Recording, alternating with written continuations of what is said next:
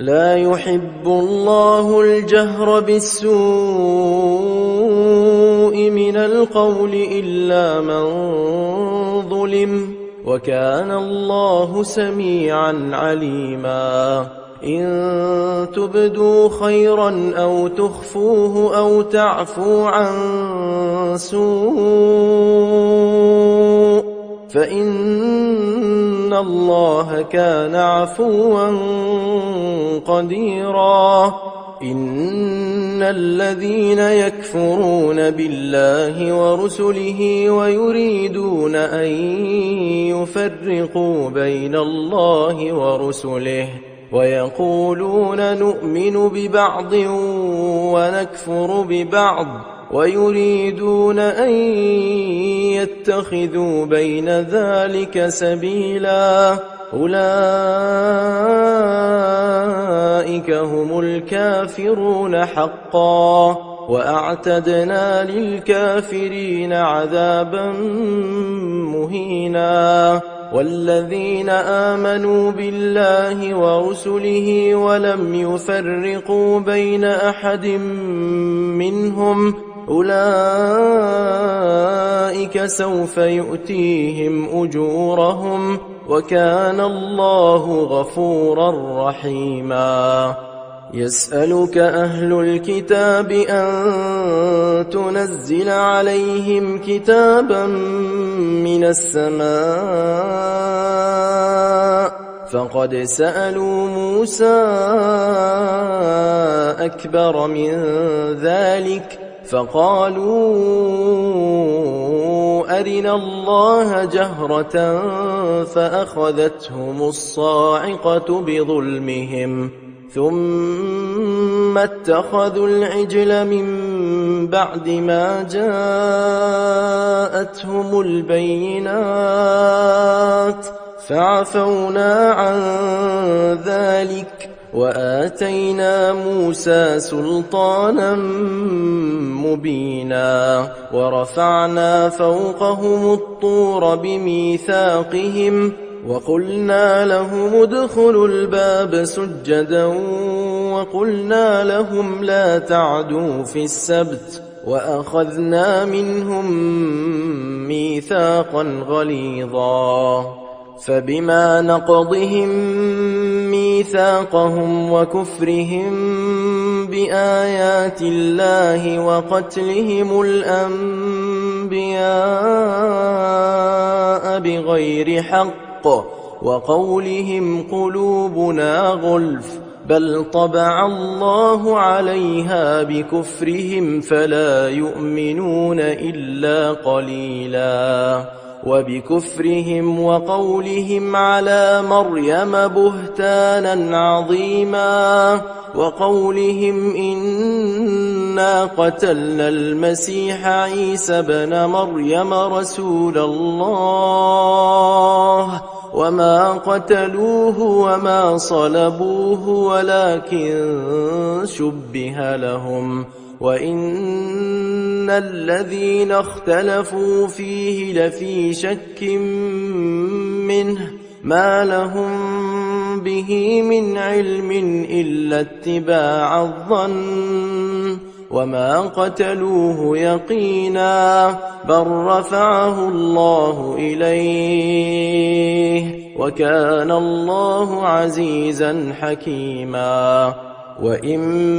من أهل الكتاب إلا ليؤمنن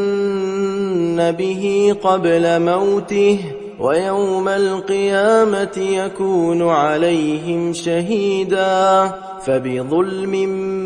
من الذين هادوا حرمنا عليهم طيبات أحلت لهم وبصدهم عن سبيل الله كثيرا وأخذهم الربا وقد نهوا عنه وأكلهم أموال الناس بالباطل وأعتدنا للكافرين منهم عذابا أليما لكن الراسخون في العلم منهم والمؤمنون يؤمنون بما أنزل إليك يؤمنون بما أنزل إليك وما أنزل من قبلك والمقيمين الصلاة والمؤتون الزكاة والمؤمنون بالله واليوم الآخر أولئك سنؤتيهم أجرا عظيما إنا أوحينا إليك كما أوحينا إلى نوح والنبيين من بعده وأوحينا إلى إبراهيم وإسماعيل وإسحاق ويعقوب والأسباط وعيسى وأيوب ويونس وهارون وسليمان وآتينا داود زبورا ورسلا قد قصصناهم عليك من قبل ورسلا لم نقصصهم عليك وكلم الله موسى تكليما رسلا مبشرين ومنذرين لئلا يكون للناس على الله حجة بعد الرسل وكان الله عزيزا حكيما لكن الله يشهد بما أنزل إليك أنزله بعلمه والملائكة يشهدون وكفى بالله شهيدا إن الذين كفروا وصدوا عن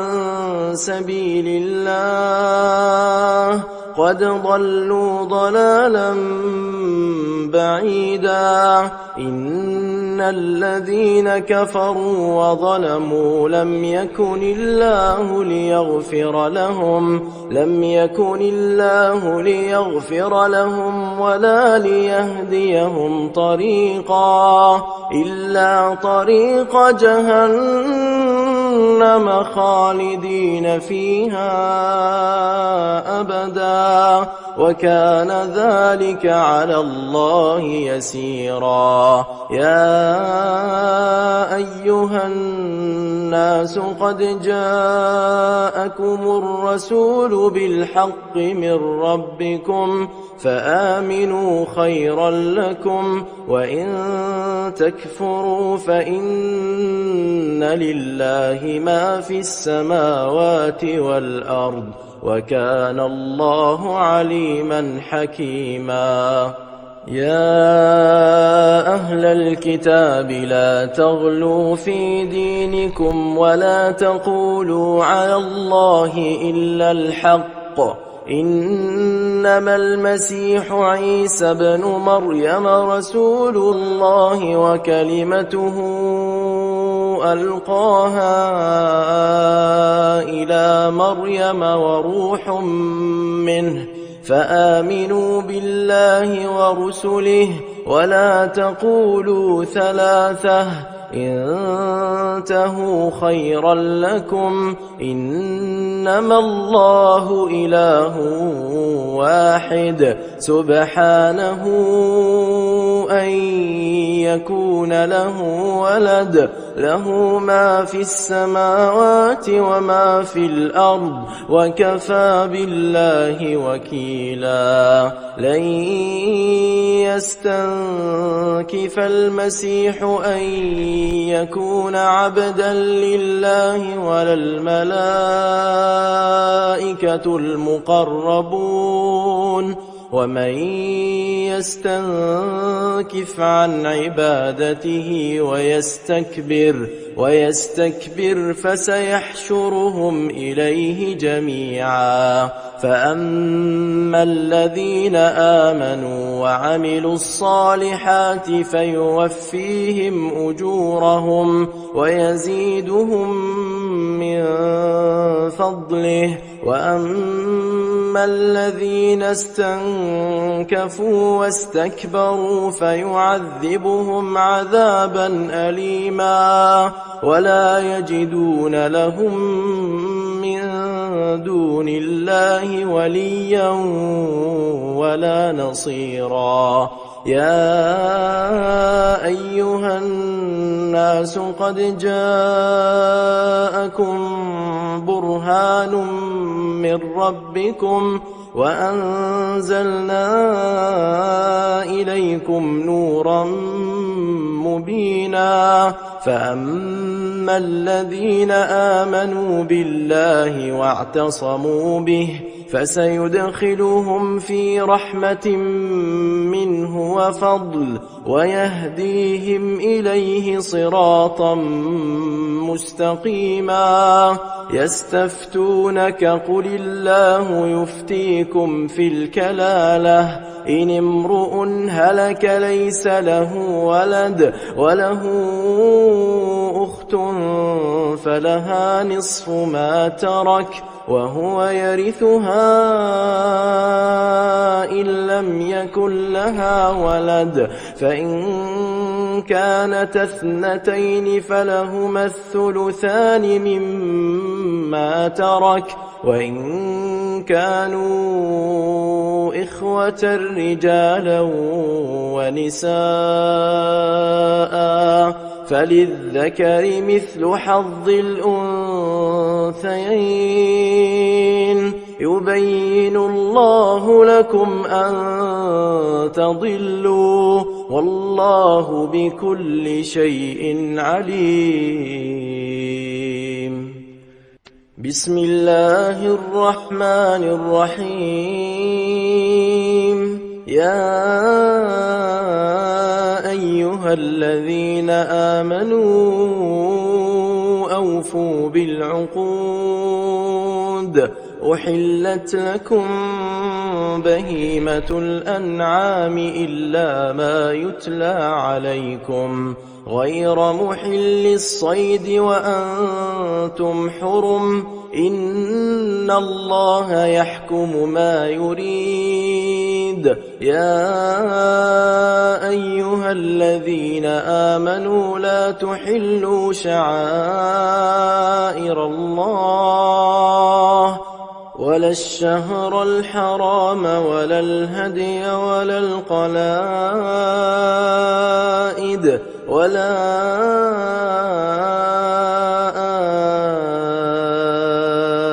آمين البيت الحرام يبتغون فضلا من ربهم ورضوانا. وإذا حللتم فاصطادوا ولا يجرمنكم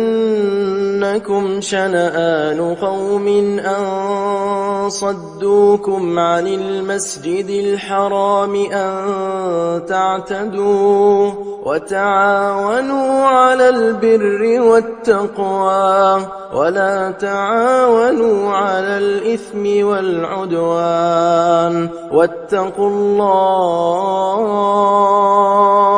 إن الله شديد العقاب.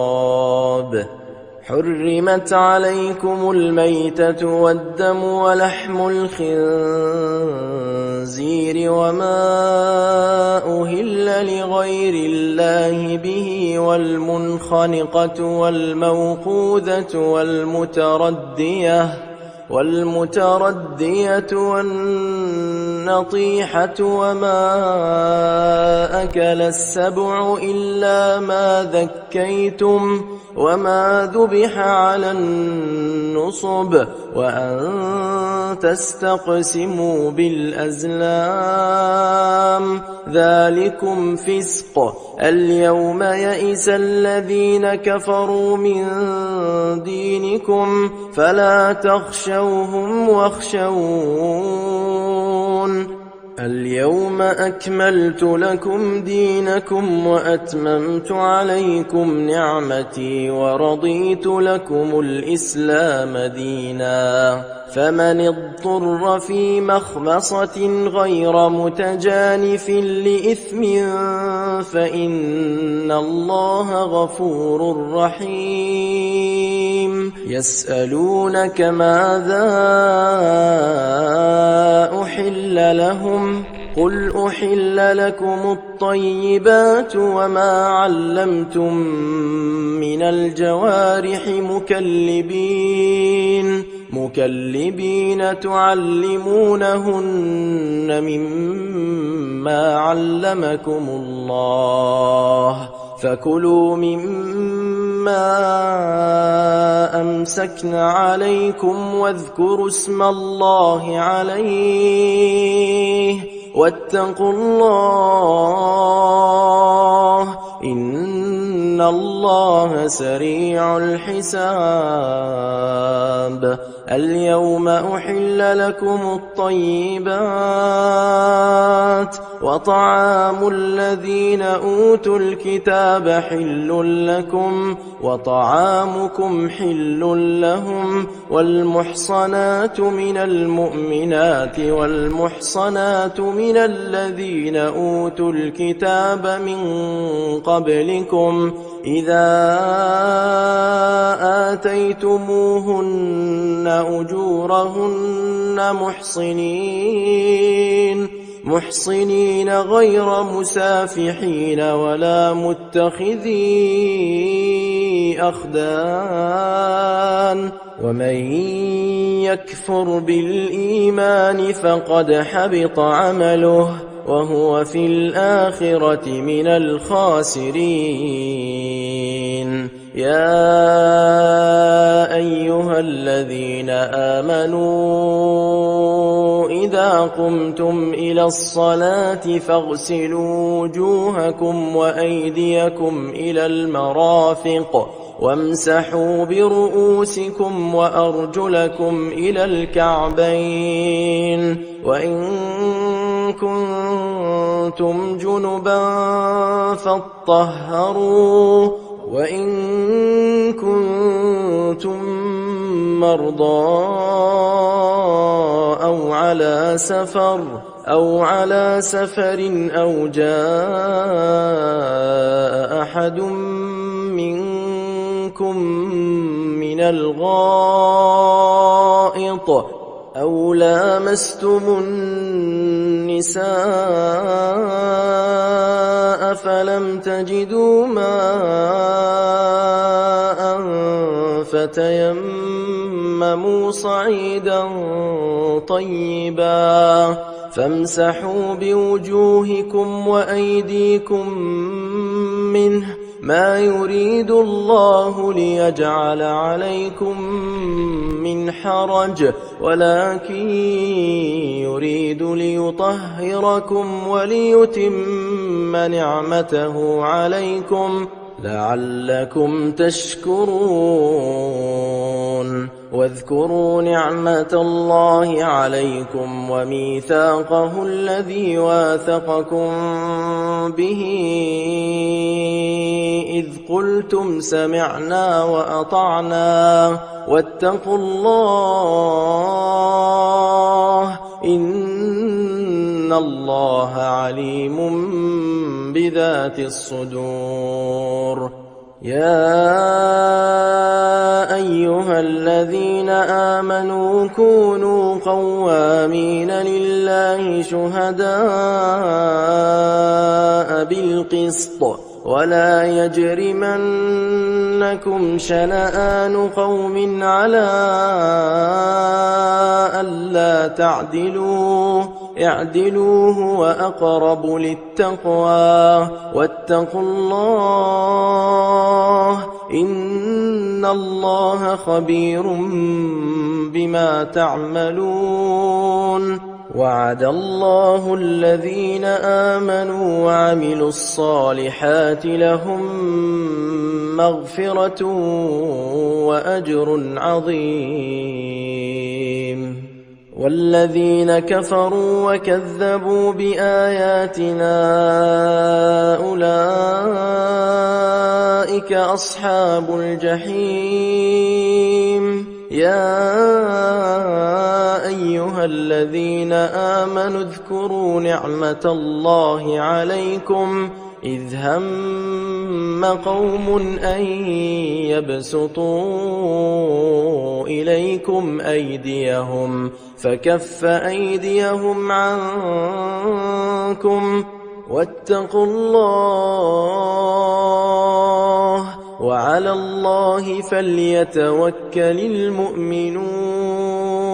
ولقد أخذ الله ميثاق بني إسرائيل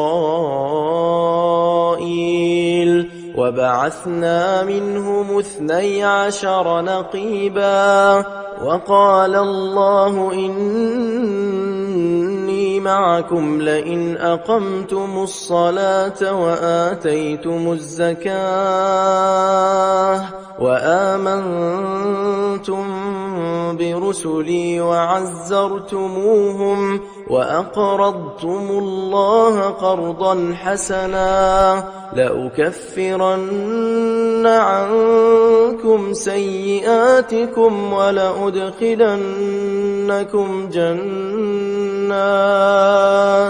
جنات تجري من تحتها الأنهار فمن كفر بعد ذلك منكم فقد ضل سواء السبيل. فبما نقضهم ميثاقهم لعناهم وجعلنا قلوبهم قاسية يحرفون الكلم عن مواضعه ونسوا حظا مما ذكروا به ولا تزال تطلع على خائنة منهم إلا قليلا منهم فاعف عنهم واصفح إن الله يحب المحسنين. ومن الذين قالوا إنا نصارى أخذنا ميثاقهم فنسوا حظا مما ذكروا به فأغرينا بينهم العداوة والبغضاء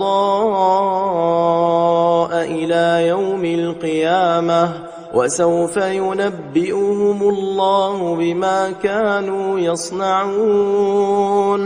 يا أهل الكتاب قد جاءكم رسولنا يبين لكم كثيرا مما كنتم تخفون من الكتاب ويعفو عن كثير. قد جاءكم من الله نور وكتاب مبين يهدي به الله من اتبع رضوانه سبل السلام ويخرجهم من الظلمات إلى النور بإذنه ويهديهم إلى صراط مستقيم. لقد كفر الذين قالوا إن الله هو المسيح ابن مريم قل فمن يملك من الله شيئا إن أراد أن يهلك المسيح ابن مريم وأمه ومن في الأرض جميعا ولله ملك السماوات والأرض وما بينهما يخلق ما يشاء والله على كل شيء قدير. وقالت اليهود والنصارى النصارى نحن أبناء الله وأحباؤه قل فلم يعذبكم بذنوبكم بل أنتم بشر ممن خلق يغفر لمن يشاء ويعذب من يشاء ولله ملك السماوات والأرض وما بينهما وإليه المصير يا أهل الكتاب قد جاءكم رسولنا يبين لكم على فترة من الرسل أن تقولوا ما جاءنا من بشير ولا نذير فقد جاءكم بشير ونذير والله على كل شيء قدير وإذ قال موسى لقومه يا قوم اذكروا نعمة الله عليكم إذ جعل فيكم أنبياء وجعلكم ملوكا وآتاكم ما لم يؤت أحدا من العالمين يا قوم ادخلوا الأرض المقدسة التي كتب الله لكم ولا ترتدوا على أدباركم فتنقلبوا خاسرين قالوا يا موسى إن فيها قوما جبارين وإنا لن ندخلها حتى يخرجوا منها فإن يخرجوا منها فإنا داخلون قال رجلان من الذين يخافون أنعم الله عليهما ادخلوا عليهم الباب فإذا دخلتموه فإنكم غالبون وعلى الله فتوكلوا إن كنتم مؤمنين قالوا يا موسى إنا لن ندخلها أبدا قالوا يا موسى إنا لن ندخلها أبدا ما داموا فيها فاذهب أنت وربك فقاتلا إنا هاهنا قاعدون قال رب إني لا أملك إلا نفسي وأخي فافرق بيننا وبين القوم الفاسقين قال فإنها محرمة عليهم 40 سنة يتيهون في الأرض فلا تأس على القوم الفاسقين واتل عليهم نبأ ابني آدم بالحق إذ قربا قربانا فتقبل من أحدهما ولم يتقبل من الآخر قال لأقتلنك قال إنما يتقبل الله من المتقين لئن بسطت إلي يدك لتقتلني ما أنا بباسط يدي إليك لأقتلك إني أخاف الله رب العالمين إني أريد أن تبوء بإثمي وإثمك فتكون من أصحاب النار وذلك جزاء الظالمين فطوعت له نفسه قتل أخيه فقتله فأصبح من الخاسرين فبعث الله غرابا يبحث في الأرض ليريه كيف يواري سوءة أخيه قال يا ويلتى أعجزت أن أكون مثل هذا الغراب فأواري سوءة أخي فأصبح من النادمين من أجل ذلك كتبنا على بني إسرائيل أنه من قتل نفسا بغير نفس أو فساد في الأرض فكأنما قتل الناس جميعا ومن أحياها فكأنما أحيا الناس جميعا ولقد جاءتهم رسلنا بالبينات ثم إن كثيرا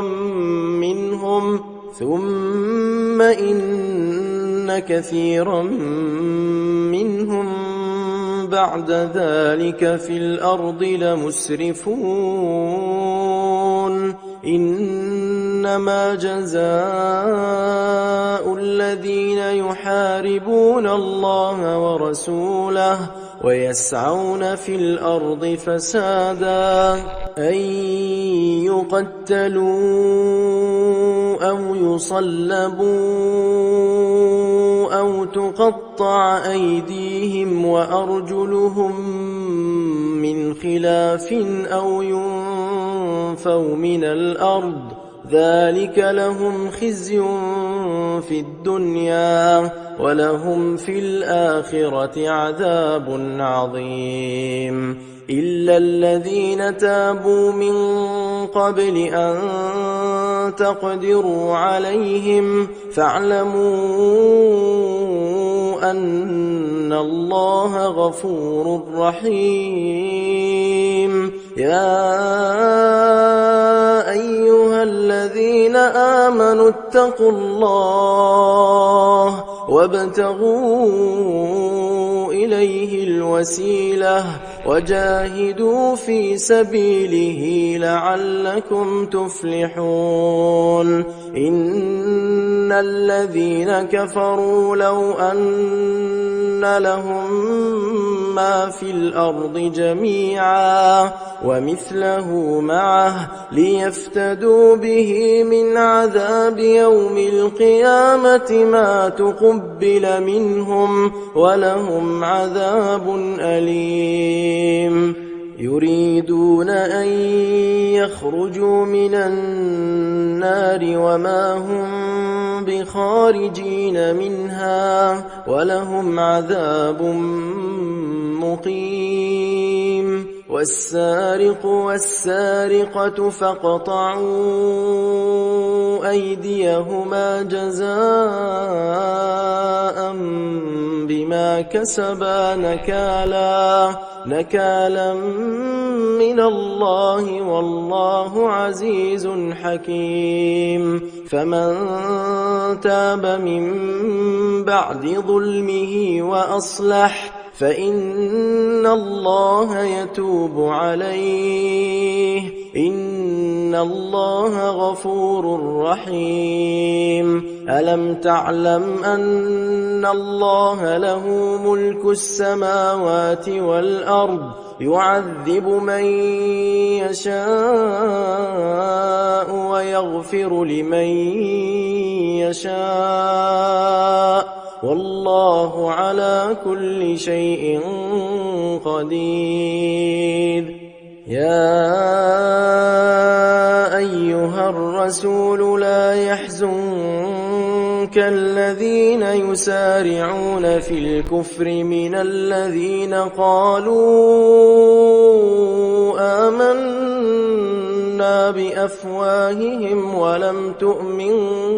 قلوبهم، ومن الذين هادوا سماعون للكذب سماعون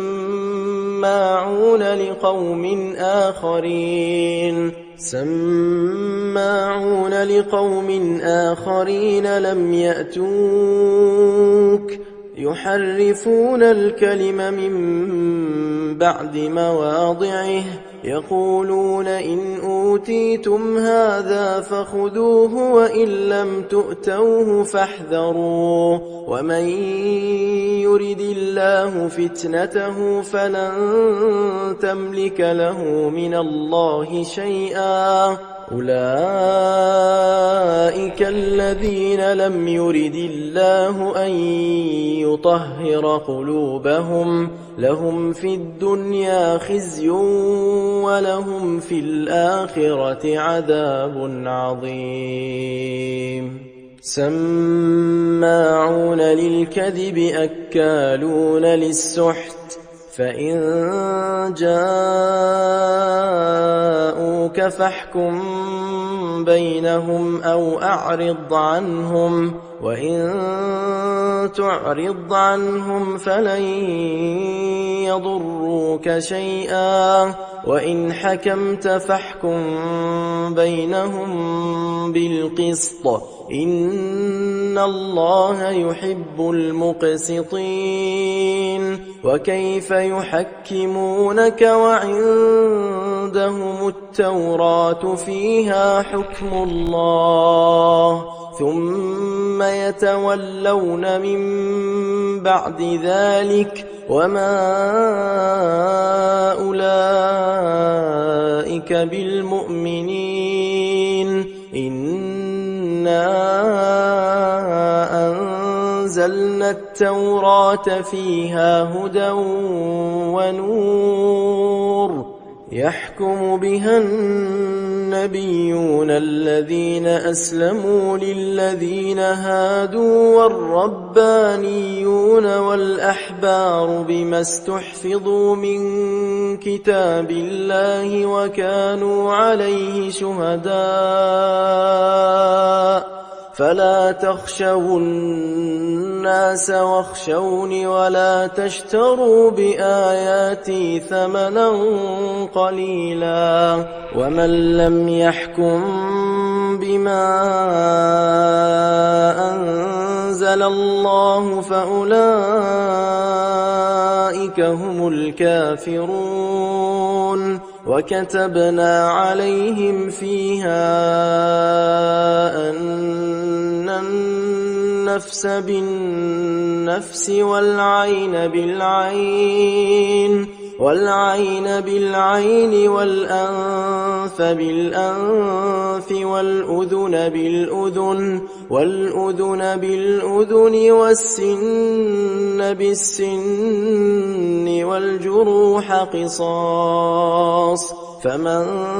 تصدق به فهو كفارة له، ومن لم يحكم بما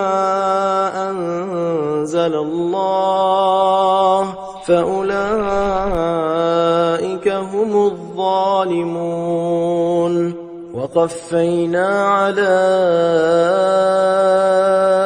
آثارهم بعيسى ابن مريم مصدقا لما بين يديه من التوراة، وآتيناه الإنجيل فيه هدى ونور ومصدقا لما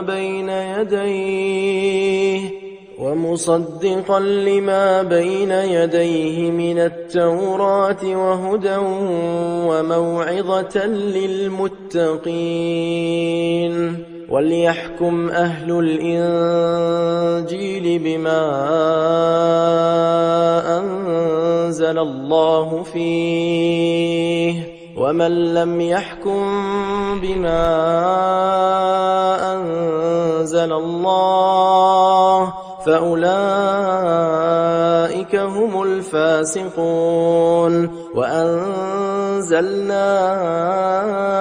إليك الكتاب بالحق مصدقا لما بين يديه من الكتاب ومهيمنا عليه فاحكم بينهم بما أنزل الله ولا تتبع أهواءهم عما جاءك من الحق لكل جعلنا منكم شرعة ومنهاجا ولو شاء الله لجعلكم أمة واحدة ولكن ليبلوكم فيما آتاكم فاستبقوا الخيرات إلى الله مرجعكم جميعا فينبئكم بما كنتم فيه تختلفون وأن احكم بينهم بما أنزل الله ولا تتبع أهواءهم واحذرهم أن يفتنوك عن بعض ما أنزل الله إليك فإن تولوا فاعلم أنما يريد الله أن يصيبهم ببعض ذنوبهم وإن كثيرا من الناس لفاسقون أفحكم الجاهلية يبغون ومن أحسن من الله حكما لقوم يوقنون يا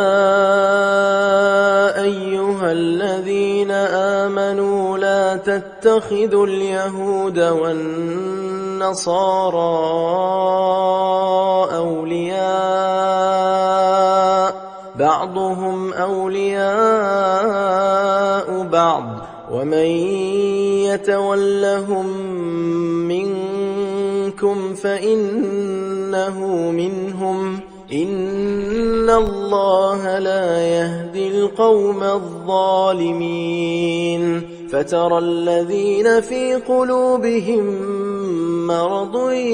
يسارعون فيهم يقولون نخشى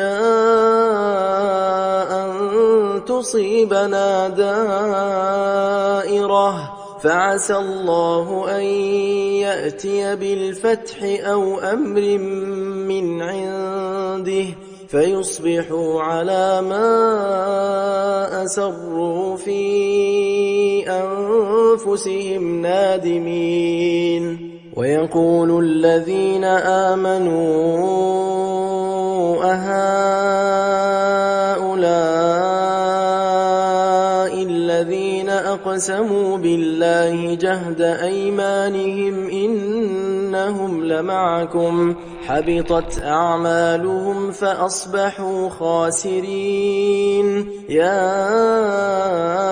أيها الذين آمنوا من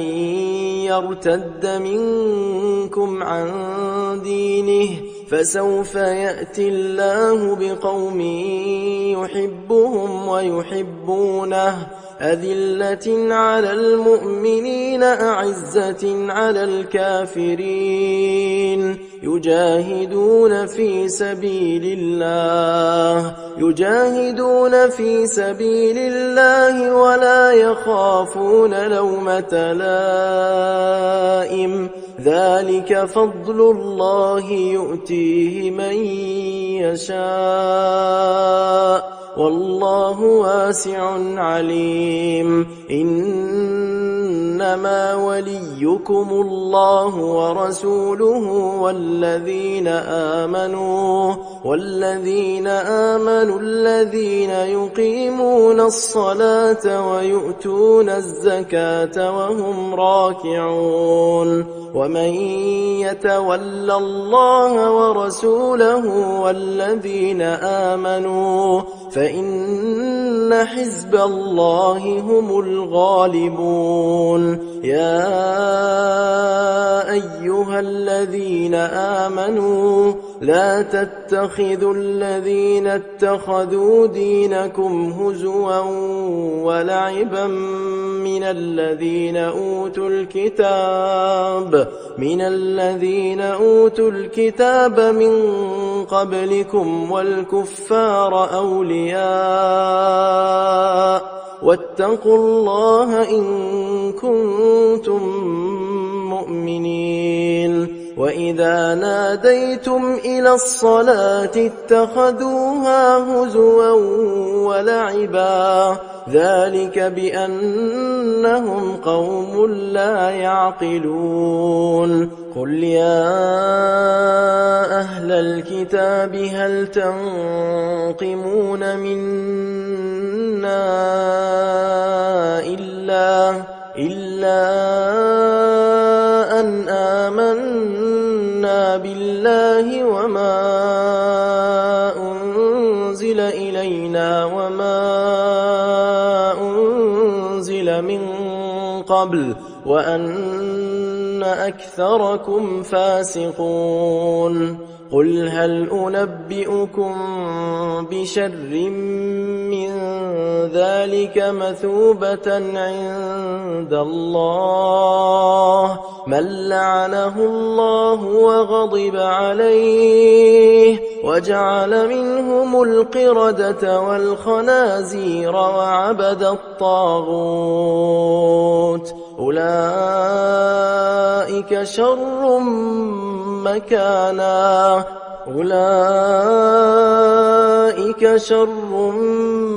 مكانا وأضل عن سواء السبيل وإذا جاءوكم قالوا آمنا وقد دخلوا بالكفر وهم قد خرجوا به والله أعلم بما كانوا يكتمون وترى كثيرا منهم يسارعون في الإثم والعدوان وأكلهم السحت لبئس ما كانوا يعملون لولا ينهاهم الربانيون والأحبار عن قولهم الإثم وأكلهم السحت لبئس ما كانوا يصنعون وقالت اليهود يد الله مغلولة غلت أيديهم ولعنوا بما قالوا بل يداه مبسوطتان ينفق كيف يشاء وليزيدن كثيرا منهم ما أنزل إليك من ربك طغيانا وكفرا وألقينا بينهم العداوة والبغضاء إلى يوم القيامة كلما أوقدوا نارا للحرب أطفأها الله ويسعون في الأرض فسادا والله لا يحب المفسدين ولو أن أهل الكتاب آمنوا واتقوا لكفرنا عنهم سيئاتهم ولأدخلناهم جنات النعيم ولو أنهم أقاموا التوراة والإنجيل وما أنزل إليهم من ربهم لأكلوا من فوقهم ومن تحت أرجلهم منهم أمة مقتصدة وكثير منهم ساء ما يعملون. يا أيها الرسول بلغ ما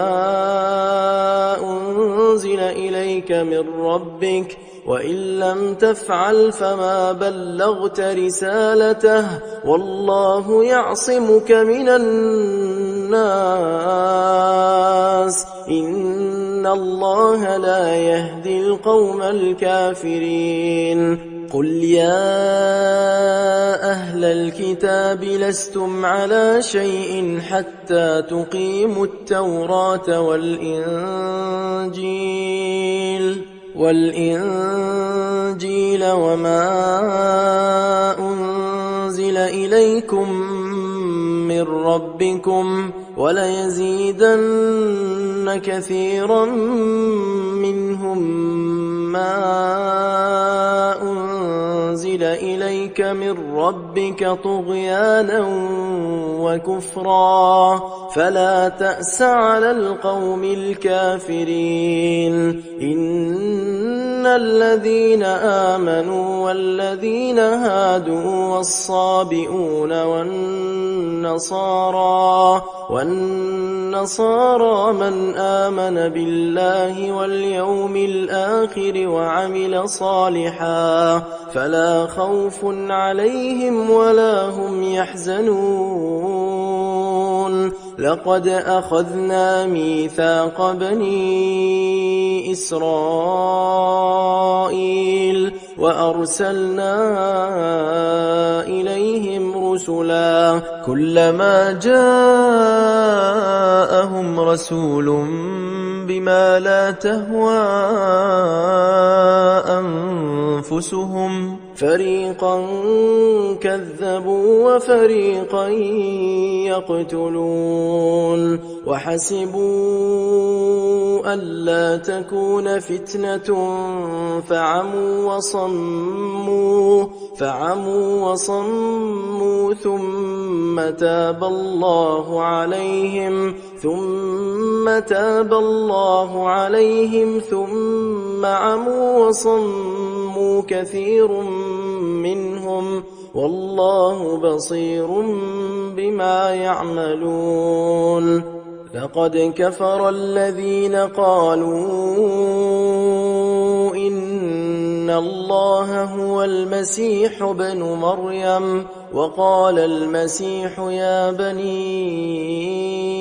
إسرائيل اعبدوا الله ربي وربكم إنه من يشرك بالله فقد حرم الله عليه الجنة ومأواه النار وما للظالمين من أنصار. لقد كفر الذين قالوا إن الله ثالث ثلاثة وما من إله إلا إله